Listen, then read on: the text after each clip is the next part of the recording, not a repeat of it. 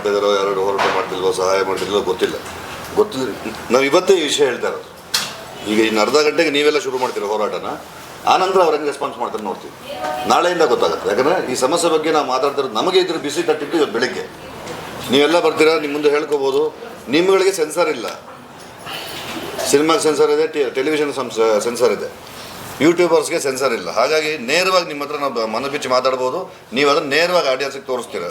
ಅದನ್ನು ನೋಡಿ ಸ್ಪಂದಿಸಿ ಎಲ್ಲ ಬಂದು ನಮ್ಮ ಜೊತೆ ಕೈ ಜೋಡಿಸಿದ್ರೆ ಹೋರಾಟ ಮಾಡೋದೊಂದು ದೊಡ್ಡ ವಿಷಯ ಅಲ್ಲ. ಚಲವಾದಿ ಕುಮಾರ್ ಅವರು ಅದೇ ಹಿನ್ನೆಲೆಯಿಂದ ಬಂದವರು. ಕರ್ನಾಟಕದ ಹೆಚ್ಚು ಕಡಿಮೆ ಒಂದು 55 ಲಕ್ಷ ಜನರಿಗೆ ಅವರು ಸತತವಾಗಿ 3 ವರ್ಷಗಳ ಕಾಲ ಅಧ್ಯಕ್ಷರಾಗಿದ್ದರು, ಛಲವಾದಿ ಮಹಾಸಭಾ ಅಧ್ಯಕ್ಷರಾಗಿದ್ದವರು. ಅವ್ರಿಗೇನು ಹೋರಾಟ ಹೊಸದಲ್ಲ. ನಾಳೆ ಬೆಳಗ್ಗೆ ಎಲ್ಲೆಲ್ಲಿ ಯಾರು ಜನರು ನುಗ್ಗಿಸ್ಬೇಕಂದ್ರೆ ಅವರು ಕರ್ಕೊಂಡು ಹೋರಾಟ ಮಾಡ್ಸೋಕ್ಕೆ ರೆಡಿ ಇದ್ದಾರೆ. ಹಾಗಾಗಿ ಈಗ ನಾವು ಸಿನಿಮಾ ಬಗ್ಗೆ ಫಸ್ಟ್ ಮಾತಾಡೋಣ. ಹೋರಾಟದವರು ಇವರು ಗೆಳೆಯ ಮಾತಾಡ್ತಾರೆ. ಸಿನಿಮಾ ನಾವು ಒಂದು 72 ದಿನಗಳ ಕಾಲ ಚಿತ್ರೀಕರಣ ಮಾಡಿದ್ದೀವಿ. ಅದರಲ್ಲಿ ಸ್ವಿಟ್ಜರ್ಲ್ಯಾಂಡಲ್ಲಿ ಒಂದು 14-15 ದಿನ ಮಾಡಿದ್ದೀವಿ.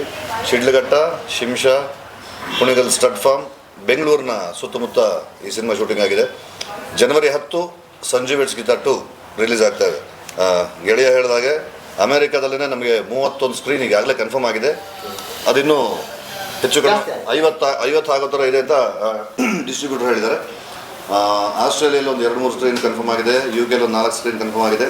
ಗಲ್ಫಲ್ಲಿ ಒಂದು 3-4 ಸ್ಕ್ರೀನ್ ಕನ್ಫರ್ಮ್ ಆಗಿದೆ. ಬೆಂಗಳೂರು ಕರ್ನಾಟಕದಲ್ಲಿ ಈಗಾಗಲೇ ಸಿಂಗಲ್ ಸ್ಕ್ರೀನ್ಸ್ ಒಂದು 170 ತನಕ ಆಗಿದೆ ಅನಿಸುತ್ತೆ, 200 ಆಗಿದೆ. ಮಲ್ಟಿಪ್ಲೆಕ್ಸ್ದೆಲ್ಲ ಶೋಸು ಅದು ಇನ್ನೂ ಎಷ್ಟು ಶೋ ಅಂತ ಗೊತ್ತಿಲ್ಲ. ಎಲ್ಲ ಮಲ್ಟಿಪ್ಲೆಕ್ಸಲ್ಲೂ ಇರ್ತೀವಿ ನಾವು, ನಂಬರ್ ಆಫ್ ಶೋಸ್ ಗೊತ್ತಿಲ್ಲ. ಹೀಗಾಗಿ ಜನವರಿ 10ಕ್ಕೆ ನಾವು ಸಿನಿಮಾ ಬಿಡುಗಡೆ ಮಾಡ್ತಾಯಿದ್ದೀವಿ. ಇದರ ಬಗ್ಗೆ ಸಿಂಗಲ್ ಸ್ಕ್ರೀನ್ಗಳ ಬಗ್ಗೆ ಯಾವ ರೀತಿ ಹೋರಾಟ ಮಾಡ್ತೀವಿ ಅಂತ ನಾಳೆ ಬೆಳಿಗ್ಗೆ ಮತ್ತೊಮ್ಮೆ ಇದಕ್ಕೆ ರೆಸ್ಪಾಂಡ್ ಮಾಡೋ ನಮ್ಮ ಎಲ್ಲ ಕನ್ನಡ ಸಂಘಟನೆಗಳವರು, ನಮ್ಮ ಒಕ್ಕಲಿಗ ಸಮಾಜದ ಎಲ್ಲ ಸಂಘಟಕರು, ಛಲವಾದಿ ಮಹಾಸಭಾದ ಎಲ್ಲ ಸಂಘಟಕರು ಎಲ್ಲರೂ ಬಂದು ಸೇರಿದ್ರೆ ಯಾವುದೂ ದೊಡ್ಡದಲ್ಲ. ನಾವು ಸುಮ್ಮನೆ ಇರ್ತೀವಿ ಅಂತ ಮೈ ಮೇಲೆ ಇರ್ಕೊಂಡ್ರೆ ಕೆರಳಿದ್ರೆ ಬೇರೆ ಥರ ಆಗುತ್ತೆ. ಕೆರಳಿಸ್ಬೇಡಿ ನಮ್ಮನ್ನು ದಯಮಾಡಿ. ಅದೇನಾಗಬೇಕು, ಯಾವ್ಯಾವ ಸಿನಿಮಾ ಕನ್ನಡಕ್ಕೆ ಏನು ಮರ್ಯಾದೆ ಕೊಡಬೇಕು ಅದನ್ನು ಕೊಡಿ. ಪರಭಾಷೆಗಳಿಗೆ ನೀವು ಕೊಡಿಬೇಡಿ ಅಂತೆಲ್ಲ ನಾವು ಹೇಳಲ್ಲ. ನನ್ನ ಮನೆಯ ಮಕ್ಕಳಿಗೆ ಟೊಮೆಟೊ ಕಾಯಿ ಕೊಟ್ಬಿಟ್ಟು ಪಕ್ಕದ ಮನೆಯವ್ರಿಗೆ ಕ್ಯಾಡ್ಬರೀಸ್ ಕೊಡಿಸ್ತೀರ, ನೀವು ತಪ್ಪಾಗತ್ತೆ. ಇದು ಚೆನ್ನಾಗಿಲ್ಲ, ಅದನ್ನು ಮಾಡಬೇಡಿ. ಬ್ಯಾಕ್ ಟು ಸಿನಿಮಾ ಅಂತ ಬರೋದಾದ್ರೆ Sanjeev it's Geetha part 1 ultimate ಆಗಿ ಆದಂಥ ಸಿನಿಮಾ. ಪಾರ್ಟ್ 2ನಲ್ಲಿ ನಾವೇನು ಎಕ್ಸ್ಪೆಕ್ಟ್ ಮಾಡ್ತೀವಿ? ಅದಕ್ಕಿಂತ ಉತ್ಕಟವಾದ ಪ್ರೇಮ. ಅಲ್ಲೇ ಅವರಿಬ್ರಿಗೂ ಮದುವೆ ಆಗಲ್ಲ. ಇಲ್ಲಿ ಇವ್ರು ಮದುವೆ ಮಾಡ್ಕೊಂಡೇ ಜೀವನ ಶುರು ಮಾಡ್ತಾರೆ. ಸಿನಿಮಾ ಬಿಗಿನಿಂಗಲ್ಲೇ ಆಲ್ರೆಡಿ ಇವರಿಬ್ರಿಗೆ ಮದುವೆ ಆಗಿರುತ್ತೆ.